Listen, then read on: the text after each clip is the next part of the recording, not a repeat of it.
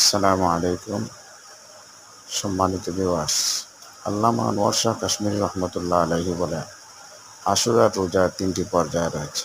১ নম্বর, আশুরার দিন পূর্বের ও পরের একটি করে মোট ৩টি রোজা রাখা, এটি সর্বোত্তম। ২ নম্বর, আশুরার দিনের সাথে পূর্বে অথবা তার পরে একটি মোট ২টি রোজা, এটা উত্তম।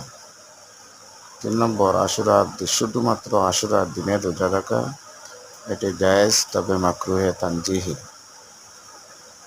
আল্লাহ পাক আমাদেরকে আশুরার রোজা রাখার তৌফিক দান করুন।